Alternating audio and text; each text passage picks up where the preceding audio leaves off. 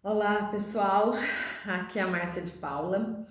Eu vim hoje gravar esse vídeo para o canal porque foram tantas consciências, né? Eu chamo de chuvas de consciências que eu tive após esse carnaval, de um trabalho muito profundo que eu venho fazendo comigo. E, e eu quero esclarecer algumas coisas que podem nos ajudar em relação ao que o Bert Hellinger nos traz, né? Com toda a sua filosofia, com as questões das posturas e também com as 3 ordens do amor. Eu vou iniciar esse livro, né? Chama, para quem conhece, A Fonte Não Precisa Perguntar pelo Caminho, é dele, né? E eu abri antes de iniciar, eu já tenho uma ideia do que eu vou falar, mas eu já abri antes para a gente se conectar mais ainda com aquilo que é um caminho mesmo, né? De um despertar. E saiu assim: o relacionamento de casal tem precedência à paternidade e à maternidade. O relacionamento de casal tem precedência à paternidade e à maternidade.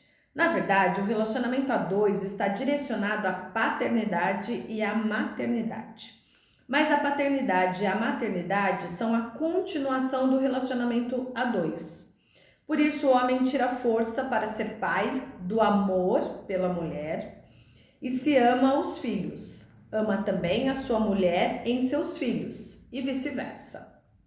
A mulher tem a força de ser mãe porque sabe que o homem está ao seu lado e toma dele a força para se dedicar aos filhos.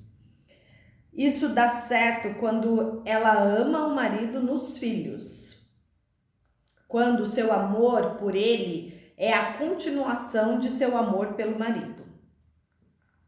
E os filhos ficam felizes quando seus pais se amam mutuamente neles. Os filhos nunca são tão felizes como quando vivenciam seus pais como par. Então são realmente felizes e se sentem confortados. Mas essa não é a única fonte de força que possibilita aos pais estarem aí para os seus filhos. Uma outra é a necessidade de passar para adiante o que receberam de seus pais, em vez de devolver isso aos pais, o que na verdade não conseguem, eles dão aos seus filhos. Então, é exatamente isso que eu vim falar, né? E é muito legal, né? Se abrir, tá conectado com aquilo que já tem ressonância, que já tem vibração. Então, eu não sei se aqui do canal eu já falei, mas nas lives, em outros canais eu já falei, que a 6ª turma do treinamento em constelação familiar que eu estou finalizando, né, este ano, iniciando este ano, é a última turma que eu vou dar essa formação, nem a formação, né, o treinamento. Por quê? Porque a minha intenção com o treinamento não é formar constelador, né? Eu acho que eu nem sei aonde está escrito que a gente vai formar constelador, porque eu vou falar da minha experiência. Para mim, a constelação foi para buscar essa cura, né? Dentro do meu sistema familiar. Eu tinha muitos conflitos com a minha família, desde os meus pais aos meus irmãos e muitos primos próximos. Então era muito ruim viver, né, a todo momento querendo excluir, mas ao mesmo tempo sentindo culpa e voltando. Era muito ruim, era um conflito assim que realmente eu não achava o meu lugar. E aí, quando eu então terminei, né, o treinamento com a Mimanza, eu não fazia ideia que eu ia trabalhar com isso ou não. Mas a vida é tão maravilhosa e é o que eu brinco, né, com quem vem fazer o treinamento. Se for do seu destino, que lindo, né? Porque você vai ter força para fazer isso. Agora, se não for do seu destino, for apenas para você ganhar dinheiro, ou porque você de alguma maneira sente culpa, ou porque você não se achou ainda, isso vai criar mais emaranhados na sua vida. Mas isso, enfim, né? Eu aprendi também que é o destino e como o próprio Bert Hellinger diz, né? Não existe o perfeito, né? O imperfeito está inacabado. O perfeito já acabou. Então tá tudo certo. E aí a vida foi me levando então para ir me aprimorando, enfim. me lapidando cada vez mais para que isso chegasse um dia numa meditação e aí pessoas se materializaram na minha frente pedindo e foi isso que aconteceu. Mas eu decidi parar porque eu percebo que ainda é muito limitado o que eu vim fazer aqui, o que eu quero fazer aqui mais ainda neste planeta. Então, tá com 22, 27 pessoas, 30 pessoas no treinamento, é muito legal, é claro que é maravilhoso, né? Ajudar essas pessoas a entrarem no seu campo sistêmico e ver como é lindo, que tá tudo certo, que são os pais certos, a família certa, o pai certo, é maravilhoso. Mas eu ainda acho que é pouco, eu ainda acho que tem muitos outros que têm esse dom e que tem essa missão, né, de continuar passando isso para frente, né, assim como o Bert Hellinger deixou, a própria Hellinger Schule, né, eu indico muito.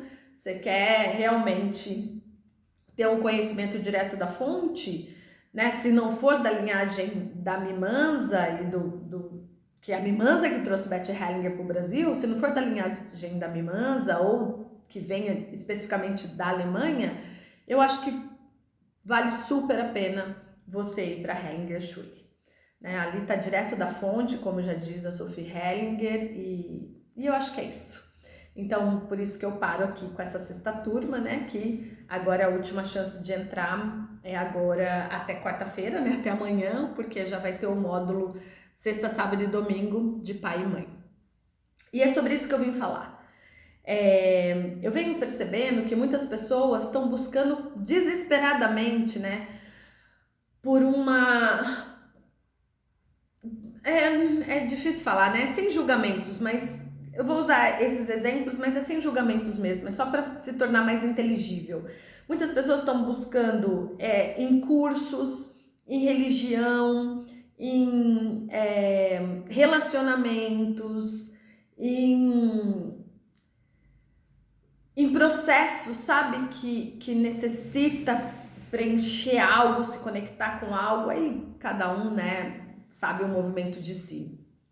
E aí tem muita gente que tá nesse processo desesperado, mas tudo começa com pai e mãe. Claro que a gente tem um monte de memórias de outras vidas, inclusive do que a gente veio fazer nesta vida através desse pai e dessa mãe. Mas se a gente não começar pelo início de tudo nesta vida, a gente vai ficar patinando muito tempo. E patinar é cada vez mais você até buscar mais emaranhados na vida. E esses emaranhados, né? Ontem conversando com uma terapeuta que atende aqui, a Josielma, ela faz a terapia de vidas passadas. Eu falei para ela, descobri uma personalidade que eu criei nesta vida, né? E agora quero dissolver, porque já foi tão sofrido dissolver algumas personalidades de outras vidas, né? Que estavam realmente me atrapalhando nesta vida, né? Para fazer o que eu vim fazer. Então agora nem imaginava que eu podia ter criado nesta própria. E aí ela me deu uma bela explicação. Enfim, então eu acabei criando uma personalidade nesta vida baseada na carência, no medo, na falta de aceitação, na falta de reconhecimento, na falta de pertencimento, na escassez, e que é muito comum, né? Porque o pensamento coletivo, ele te fez assim, né? Não quer dizer que ele faz, mas ele te fez assim. Então, eu até dei o exemplo, né, para uma pessoa a respeito do seguro, né? Seguro do carro. Como que foi que começou essa história do seguro do carro?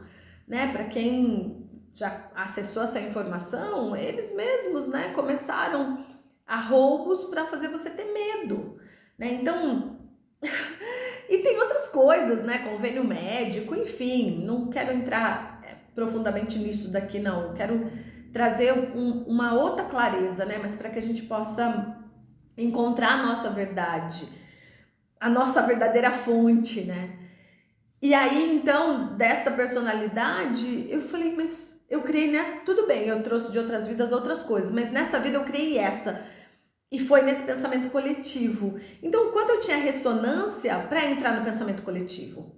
E aí, claro, ficou claro para mim, né? Por que eu tinha ressonância? Porque era uma criança carente, porque eu era uma criança birrenta, porque era uma criança que não sabia como receber amor, né? Eu recebia o amor que adoecia, né? A minha infância foi muito ausente de amor de mãe, de acolhimento de mãe, né? Eu tive acolhimento dos meus irmãos, eu tive acolhimento dos meus tios, enfim, que estavam ali, porque minha mãe trabalhava muito, ela não tinha como estar disponível, ela, enfim, foi assim.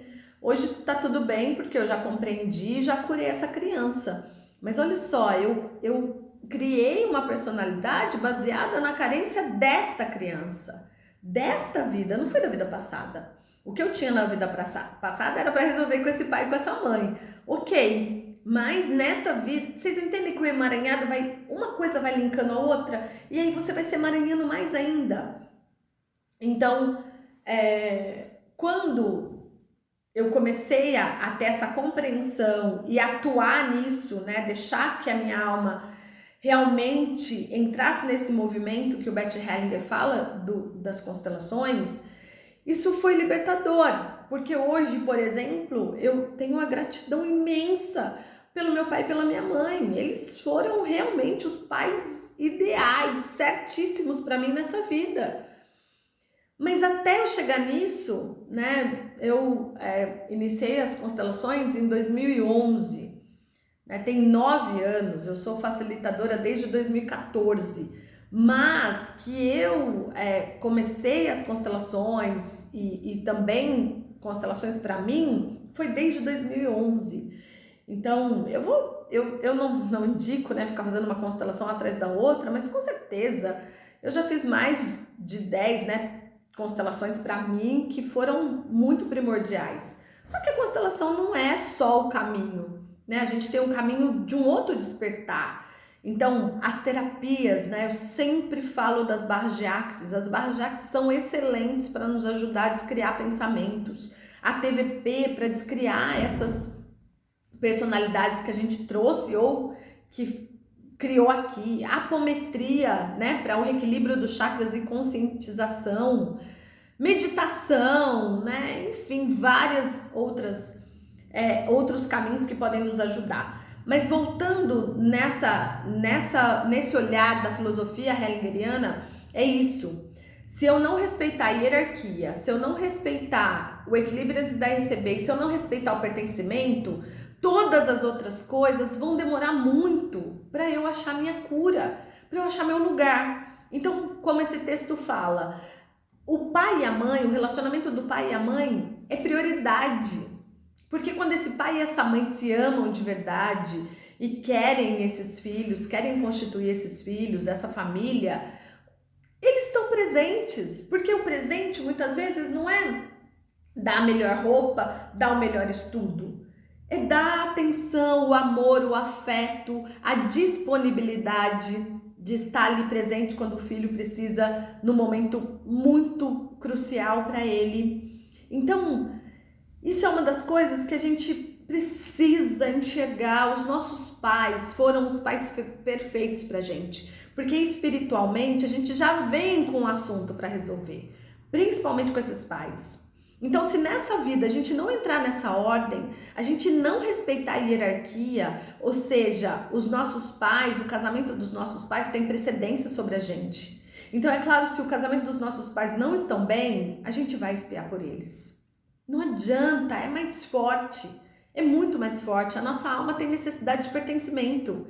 Então, a gente quer fazer pelos pais aquilo que a gente sente que eles não estão dando conta. Isso não é falado, gente, isso é sentido, né? Eu lembro um dia que a Manu, meu marido tá fora, né? Já tem um tempo, e eu acho que no segundo mês que ele tava fora, se eu não me engano, acho que foi no segundo, ele foi novembro, dezembro, por volta de dezembro ela começou a ter febre. E aí eu lembro que eu falei, eu sei que, né, um conflito, né, que tá uma dualidade, a gente nessa distância não sabe o que vai fazer, qual vai ser o futuro, né, pra nossa família. Enfim, situações que a gente tinha para resolver, mas a gente não sabia como. Então, o que aconteceu? Ela acordou um dia de madrugada e falou pra mim, mamãe, ela tava com febre, né? E eu falei, ai filha, tá com febre? Dela, eu tô com saudade do meu papai. Putz, não precisava falar nada, né? Você imagina pra uma mãe que busca, né? Porque eu sou assim, eu falo para vocês, mas eu primeiro prego para minha vida. Eu não saio por aí falando sem pregar, sem pôr em prática na minha vida. É doído, mas eu acho que é a única maneira até que eu consigo ser 100% sincera, porque eu tô sentindo o que eu tô falando. Então, aquilo pegou de uma tal maneira, aí eu respirei fundo, mais fundo ainda, um pouco mais fundo, para não ficar com raiva dele e também para não me sentir culpada. Então, vocês entendem que se a gente não resolve o assunto que tá aqui dentro, isso eu tô falando para pai e mãe, e a mesma coisa serve pra gente como filho. O filho vai espiar por isso, o filho vai pegar aquilo. Porque a febre é raiva, é conflito interno. Então, eu não posso falar pelo meu marido, mas por mim, né? Tinha um conflito, tinha uma dúvida, tinha várias questões, tinha julgamento. Porque, e aí, né? Mal sabia, hoje eu já sei, né? Que era soltar, sair do controle. Então, hoje eu tenho certeza que foi a melhor coisa que aconteceu nesse momento do nosso casamento, ele ter ido pra fora, pra gente ter essa visão, né? Eu digo por mim, pra sair, que eu não tenho controle de nada, sabe? Isso é a maior ilusão. Mas também eu carregava um padrão da minha mãe, de questão de controle. Então, entende que uma coisa vai levando a outra?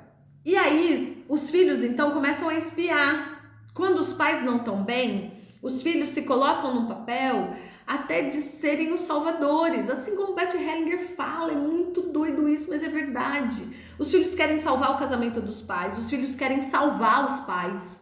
Só que pensa, é assunto que eu e meu marido precisamos resolver. A nossa filha não tem como, só que ela tá no meio disso. Ela é o reflexo do que existe entre eu e ele. Ainda mais ela, né, com 3 aninhos apenas. Então a gente também passou por isso. A gente também espiou pelos casamentos dos nossos pais. E não só isso. A gente também carrega ainda assuntos que são deles. Porque de alguma maneira não ensinaram pra gente como soltar aquilo, como confiar 100% neles que eles iam dar conta. Porque a nossa necessidade é tão grande de ficar juntos. Isso tá na alma, gente. Isso não tá na mente, tá? Eu dou muito exemplo para filho que foi doado, né? E hoje é adotivo, é adotado em outra família.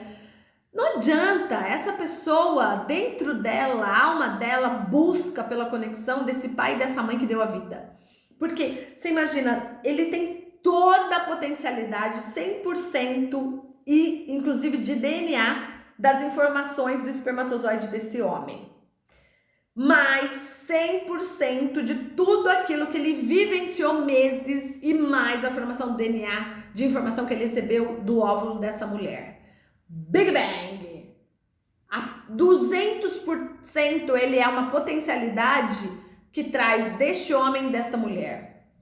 Isso aqui nunca vai desfazer, nunca. Ele pode ter ido para outra família ter acolhido ele com muito amor, com muito carinho, com muito tudo, mas isso aqui nunca se desfaz. Ele sempre vai ser isso daqui, entende? Isso aqui nunca vai soltar. Pensa dentro do corpo, das células dessa criatura, é 100% esse pai e essa mãe que deu a vida para ele. E deve ser a maior confusão do mundo. Você ter todas essas informações, toda essa vibração de tudo que veio desse homem e dessa mulher, e você tá em outro clã, em outra família, que não tem nada a ver com isso daqui. Eu imagino o vazio que deve ser dentro de uma pessoa. Porque se eu, que não encontrava o meu lugar perante os meus pais e os meus irmãos, era um vazio imenso. Até eu descobri, né, há pouco tempo, em 2018, só que eu descobri que a minha mãe teve uma gravidez gemelar de mim. Então, como também eu conseguia me encaixar? Não conseguia, porque era um vazio imenso. Isso é uma das coisas, eu não sei se isso fica claro nos livros do Bert Hellinger, mas é isso que ele diz, o movimento da alma. A alma tem todas as informações de tudo e de todos que fazem parte do nosso sistema familiar biológico. E claro que a gente acaba entrando para outros sistemas, como o caso de um filho adotivo. Ele entra para o sistema daquela família que o adotou. Gente, imagina a confusão que deve ser isso. Eu falo por mim, se eu, né, Tinha um vazio imenso, porque eu senti uma falta imensa, mas era imensa, desse meu irmão que foi abortado. Imensa, era um vazio descomunal dentro de mim. E cessar isso, né? Sentir essa dor depois de 40 anos, sentir, olhar para esse meu irmão, me despedir, reconhecer ele e depois me despedir dele e falar, caraca, você nunca existiu mesmo, né? Então agora, como fazer você existir? Porque eu passei anos da minha vida te buscando, é fazer você existir no meu coração, é aceitar o seu destino e aceitar aquilo que você me deu lugar. Ah, vou me emocionar. Não adianta, gente, isso mexe com a gente. Isso não... Você pode fazer milhões de terapias, sabe? Você pode ir para religião, você pode fazer um monte de coisa. Isso mexe porque tá na alma, né? Hoje eu vejo o quanto parceiros, não só de relacionamentos amorosos, mas de amigos, de parcerias profissionais, não deram certo porque eu buscava salvar esse irmão. O movimento era tão intrínseco, era tão necessário para mim salvar alguém, porque tinha um vazio tão grande dentro de mim, que eu tinha necessidade de salvar alguém, eu tinha necessidade de fazer com que alguém ficasse vivo na minha vida. Por quê? Porque eu queria salvar o meu irmão. Só que a gente precisa compreender o destino. E que maravilhoso que ele me deu lugar, né? Que maravilhoso que ele pôde escolher passar apenas, sei lá, alguns dias, algumas semanas no ventre da nossa mãe, e aquilo foi o suficiente para ele nesta vida. Por isso que a gente precisa ter consciência espiritual também. Porque assim, não tô falando de religião, tô falando de consciência espiritual. Porque se você não tiver consciência espiritual também, como que você consegue compreender o movimento da sua alma? Outro dia, uma pessoa numa constelação apareceu que ela estava fazendo um movimento de morte. E a pessoa falou pra mim, não, mas eu sou super feliz, super tranquilo, não tenho problema nenhum com isso, nunca pensei em me matar. Mas não é pensar em se matar, é a vida não tem alegria, a vida não tem sabor, a vida é um vazio, vira e mexe, você começa a fazer coisas que não dão certo. Parece que você pega um pique, não, agora eu vou depositar meu trabalho nisso. Aí, tá bom, 3 meses depois, você já murchou, você não tem mais energia pra continuar. Ou às vezes você começa num relacionamento, nossa, parece que é essa pessoa. Não passa 6 meses, começa a ficar muito ruim. Então, a comida, né? Pela comida a gente vê o quanto a gente quer preencher a nossa carência. Então, todos esses movimentos que o Bert Hellinger diz da nossa alma está ligado a algo que a nossa mente não consegue entender. A nossa mente não consegue. Só que a vida vai mostrando esses caminhos, a vida vai mostrando que você não está respeitando a hierarquia. Então, por exemplo, o que é respeitar a hierarquia? Hoje, eu sou a caçula de 8, né? Depois que eu descobri desse meu irmão gemelar.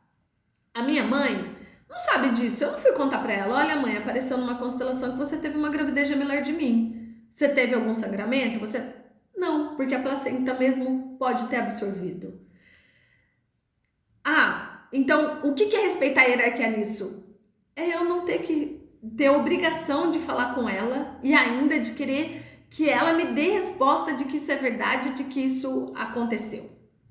Não, eu simplesmente confio no campo e principalmente confio nessa leveza que deu aqui dentro. Mas quando eu chego perto da minha mãe, eu me ponho pequena e agradeço. Agradeço tudo como foi. Agradeço a mãe perfeita que ela foi para mim. Tudo que ela me deu, do jeito que ela me deu, eu precisava. Mesmo aquilo que doeu, eu também precisava. Como um espírito, eu precisava. Então hoje eu chego perto dela e é só gratidão, né? É essa sensação de gratidão, é agradecer, agradecer, agradecer e agradecer. Não tem mais como a gente fugir, sabe? Da sensação de gratidão pela vida e por tudo que a gente recebeu.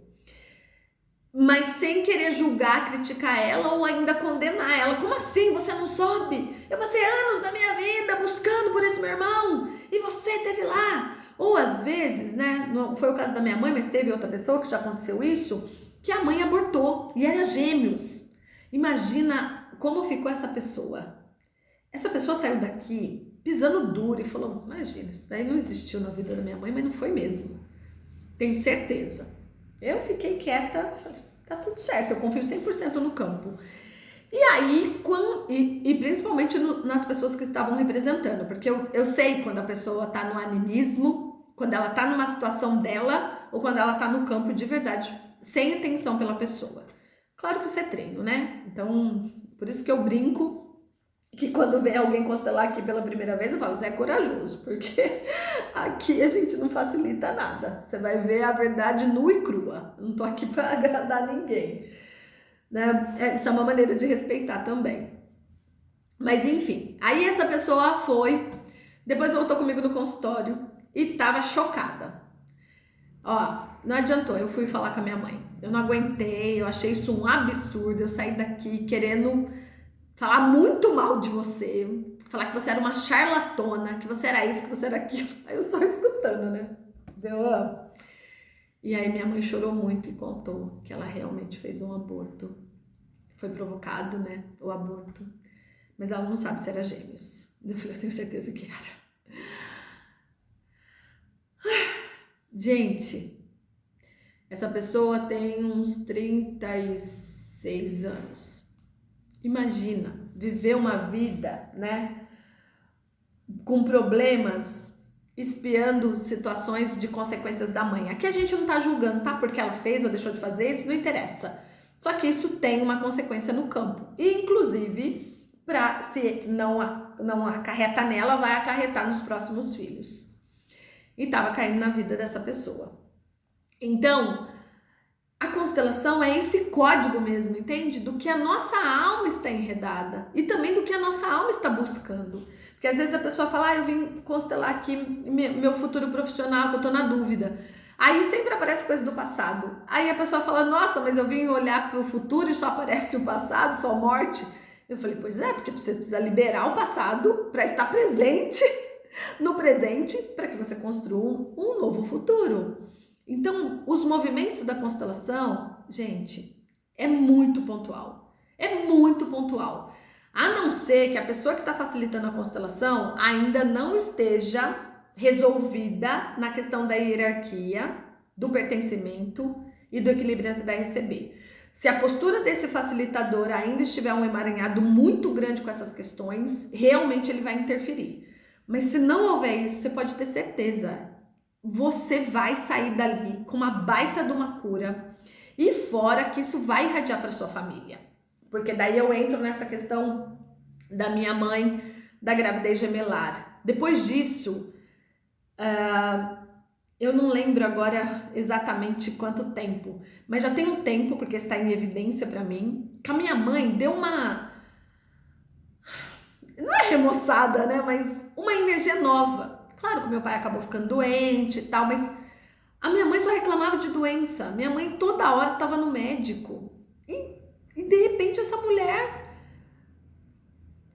É um fenômeno, gente. É um fenômeno. É claro que ela tem idade, então tem coisa que ela precisa ir. E que é rotina, mas igual era antes. Toda semana ou a cada 15 dias a gente tinha que correr com ela pro médico. É muito maravilhoso. É muito maravilhoso. Então, nessas questões, se você não aprender a respeitar o destino dos seus pais, a se colocar pequeno, a compreender que eles deram o que eles podiam, que foi assim, e que o essencial foi essa vida, né? Essa união desse espermatozoide com essa junção desse óvulo e esse Big Bang para existir você com toda a força, com toda a garra. Se a gente não tiver isso, a gente vai ter muito problema na vida. E outra coisa é, aí a gente vê, tá bom, eu tô resolvida com os meus pais. Tá, mas eu sou a caçula e não respeito o destino dos meus irmãos. Ai, meu Deus. Também vai dar chabu.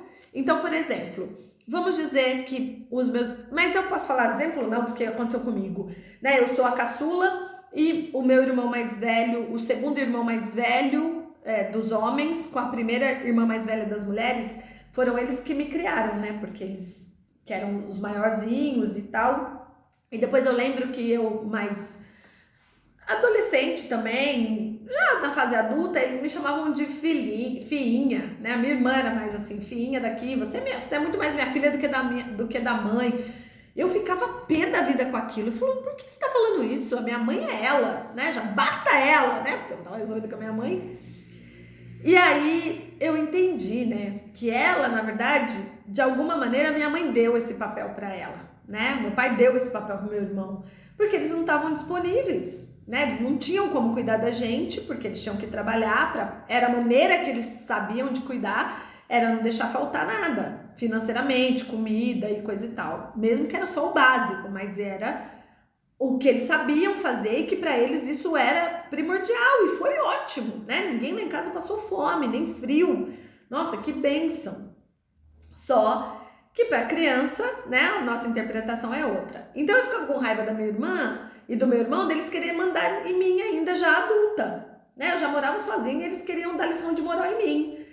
Vocês acham que eu respeitava a hierarquia? Não, porque em vez de eu ser grata, porque se meu pai e minha mãe não foram disponíveis, não puderam, mas eles foram. Então eu não fiquei sozinha. Mas, né, tinha essa arrogância, tinha essa falta de gratidão. E até pouco tempo eu ainda falava para eles, né? Falando, nossa senhora, não sei o que a mãe fez, né? Porque vocês tudo deram errado. Eu sou a única que não dei trabalho, sou a única que dei certo. E arrogância pura, né? Péssimo. Porque mal sabia eu que os filhos mais velhos são os que tomam mais dos pais. Os filhos mais novos tomam menos. Por que isso? Porque na hierarquia também é assim. Só que esse tomar do pai e da mãe nem sempre é só as coisas boas. São as coisas não boas também. Então, o quanto esses meus irmãos aliviaram para mim. O quanto esses meus irmãos se enredaram em assuntos que eu nem cheguei perto. Vocês têm noção disso, gente?